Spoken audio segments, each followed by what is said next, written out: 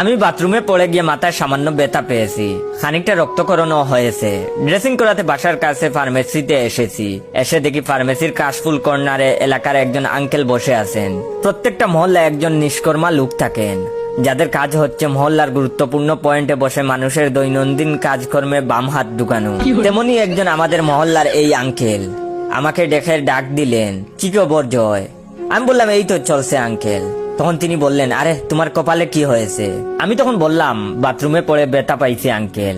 আমার কথা শুনে আঙ্কেলের মুখে অবিশ্বাসের চাপ, যেন আমি গোপনে ইউক্রেন গিয়ে যুদ্ধ করে মাথা ফাটিয়ে এসেছি।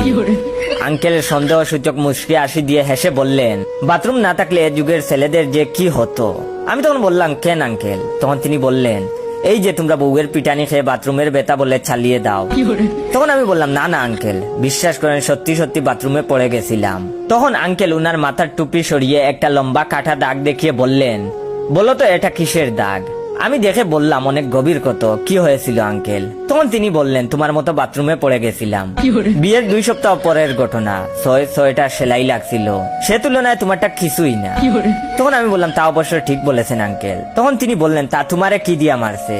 আমি তখন বললাম, রুটির বেলান দিয়া মারছে আঙ্কেল। তখন তিনি বললেন, বাইচা গেছো? আমারে দিছিল খুন্তি দিয়া, গুরুতর জখম। চাইলে 326 দ্বারায় মামলা করতে পারতাম, কিন্তু কারো কাছে কিছু বলি নাই।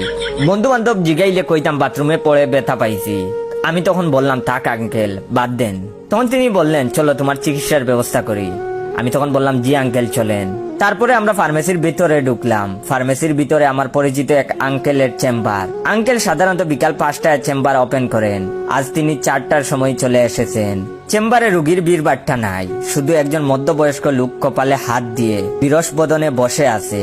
আমি তাকে জিজ্ঞেস করলাম, আপনার কি হয়েছে ভাই? তখন তিনি বললেন, বাথরুমে পড়ে কপালে কেটে গেছে ভাই। আমি তখন বললাম, আহারে, আপনিও বাথরুমের পেশেন্ট? আসসালামু আলাইকুম রহমতুল্লাহ। ভিডিওটা শেষ করার আগে আপনাদের কাছ থেকে একটু সময় নিয়ে নিচ্ছি, আপনারা দয়া করে ভাইয়ের রিয়েল পেজ ইওর জয়কে ফলো দিয়ে রাখবেন। এন্ড রিয়েল পেজ থেকে ভিডিওটা দেখতে পেলে সবাই বেশি বেশি করে শেয়ার করে দিয়ে দিবেন, যাতে করে আপনার শেয়ারে অন্যরা ভাইয়ের রিয়েল পেজটা পায়। তখন তিনি বললেন, বাথরুমে পড়ে কপালে কেটে গেছে ভাই। আমি তখন বললাম, আহারে, আপনিও বাথরুমের পেশেন্ট? তখন তিনি বললেন, জি ভাই, আপনার কি হয়েছে? তখন আমি বললাম, আমিও বাথরুমে পড়ে গেছিলাম। তখন তিনি বললেন, ইসরে, কিসের উপরে পড়েছিলেন? আমি তখন বললাম, রুটির বেলানের উপর। তখন তিনি বললেন, খুব ডেঞ্জারাস। আমি তখন বললাম, ভাই, আপনি কিসের উপর পড়েছিলেন? তখন তিনি বললেন, ডাল গুটনির উপর। তার কিছুক্ষণ পর আঙ্কেলের চেম্বারের সুন্দরী অ্যাসিস্ট্যান্ট নরমাতে আমার মাথায় ব্যান্ডেজ বেঁধে দিচ্ছে।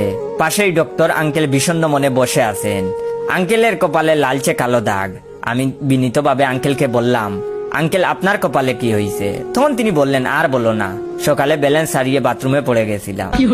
আমি তখন বললাম, আহারে, কিশোর